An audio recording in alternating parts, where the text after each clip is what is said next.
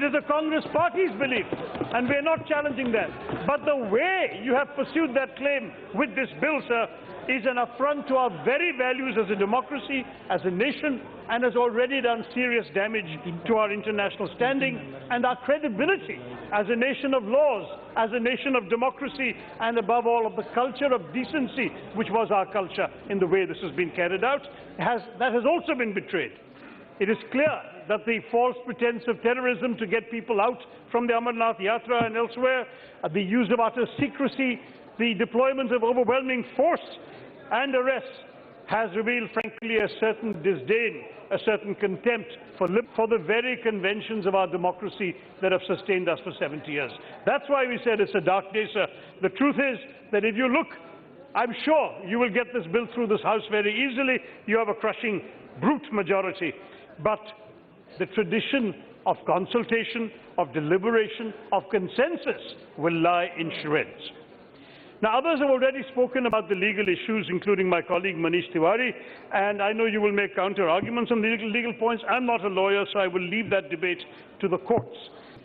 By claiming that the concurrence of the state of Jammu and Kashmir has been obtained, and when it is under President's rule, and translating, therefore, state to mean the government, you have taken your own consent to amend the Constitution. And that too, sir, President's rule is meant to be temporary, only meant to happen when the constitutional machinery breaks down and no elections are possible. But decisions of a permanent character have now been taken. Even if you can convince us that you're upholding the letter of the law, this action betrays the spirit of the Constitution. So I won't talk much more about law, but let me just look at the consequences, sir. I am very glad the Home Minister is listening so attentively. I think many of us would like to see the Prime Minister also explain this decision of the government to this House, of which he is a member and to which he is accountable. We all remember the last time the PM unleashed a shock decision to the nation, which was also initially applauded for its decisiveness, just like today. And that was the disaster of demonetization. The nation is still dealing with the devastating consequences of that action. I fear that you've inflicted upon us the political equivalent of demonetization, where the short and medium-term damage will greatly outweigh the long-term theoretical benefits. So let's look at the short-term damage already, which has already been done. Tourism, the lifeline of Kashmir, has been devastated. We know, sir, that we've spent decades, your government, our government, all governments, to convey a message of normalcy to the world. We've had so many advisories by foreign governments telling their citizens not to travel to Kashmir. All that, all those decades of effort to show this is not a state in crisis have been undone by this action. And ironically, Prime Minister Modi has said to the youth of Kashmir, some of the young people, they've doubled the rate of unemployment of the rest of India, 24.6%. Now, what I want to say to you is, instead, we all know that though tourism, when it goes up, unemployment goes down, what is going to happen today is that you have actually thrown out the tourists from Jammu and Kashmir. So advisories are back in foreign countries, tourists are out, shikara operators are out of business, handicraft makers and carpet weavers are broke, and the Amarnath Yatra has been rudely interrupted. But even so, sir, our fellow citizens, what conditions are they living in? We are proud to say Kashmiris are our fellow citizens. But I ask you, sir, look at a place where stores are closed, petrol pumps are closed. There is a shortage of fuel and essential supplies are beginning to run out. There's no communications available. People can't even watch television unless they have a satellite link, which very few rich ones have. Nearly 7 to 8 million citizens of our country are living in a near total blackout. Isn't this a betrayal of Vajpayee ji's famous formula of Insaniyat, Jumhuriyat and Kashmiriyat? Let me ask you, sir, when will Achhe Din come for the people of Kashmir? Oh, yes, yes. When they're locked up behind their own homes.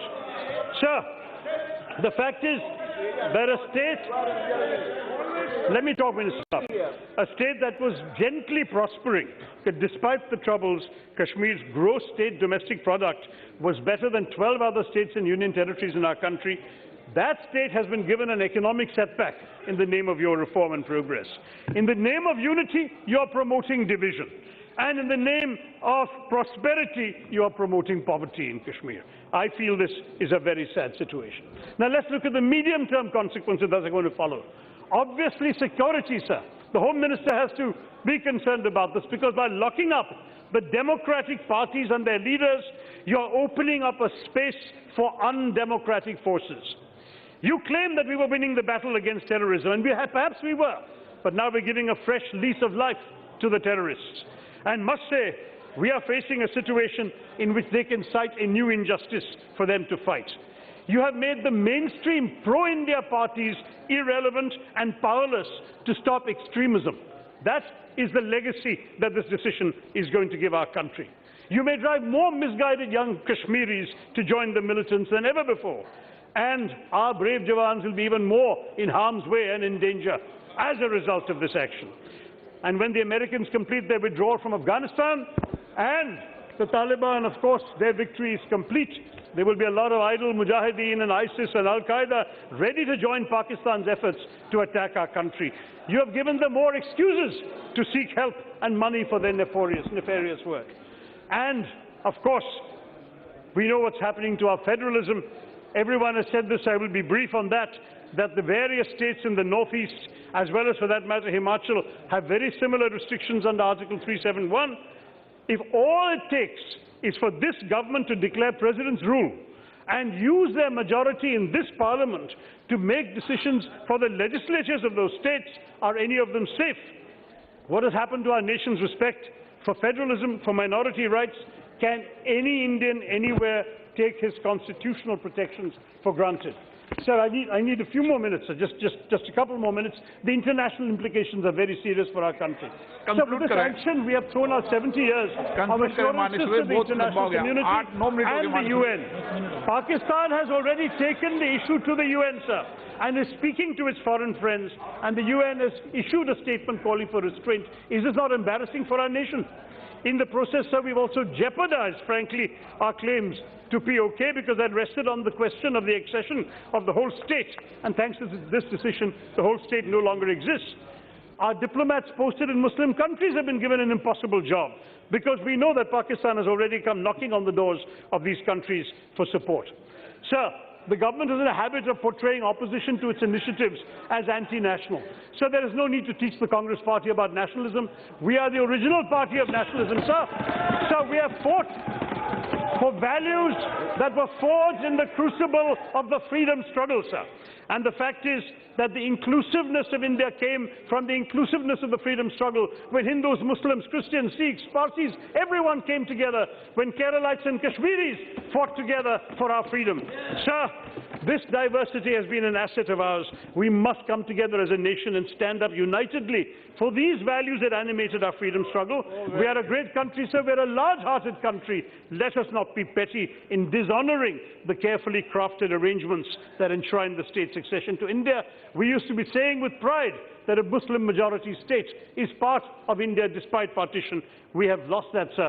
We in the Congress Party stand in unequivocal solidarity with the people of Kashmir, with the Constitution of India, and with the spirit of Indian democracy, which is today in tatters. The people of Kashmir are looking to us to prove that they really matter to us and to this Parliament. Sir, I do want to say you had promised me some extra time, and the chairman who's sitting there, to respond to the historical inaccuracies that we heard from the other side. I do want to clarify one thing about that, sir, because already this forum, this Parliament is not being treated as a forum for discussion or as a source of advice that the government will hear. It is being treated as a notice board, as one paper called it, in which honestly you can just post the decisions you've taken. Let me just tell you, sir, please, you tell me when will Kashmiri parents be able to take their children to school? When will they be able to watch TV? When they will be able to go out and buy food? Then we'll talk. But let me come back, sir. Nehruji has been demonized here, and he has been criticized by very many speakers, particularly those from the ruling party. It's very interesting. You know what he said on the subject, sir? He said, in the Lok Sabha in August 1952, exactly 6-7 years ago, he said, we fought the good fight about Kashmir on the field of battle and in many a chancellery of the world and in the United Nations. But above all, we have fought this fight in the hearts and minds of men and women of that state of Jammu and Kashmir. Because ultimately, he says, I say this with all deference to this Parliament, the decision will be made in the hearts and minds of the men and women of Kashmir, neither in this Parliament, nor in the United Nations, nor by anybody else, sir. This is the advice we must all remember today.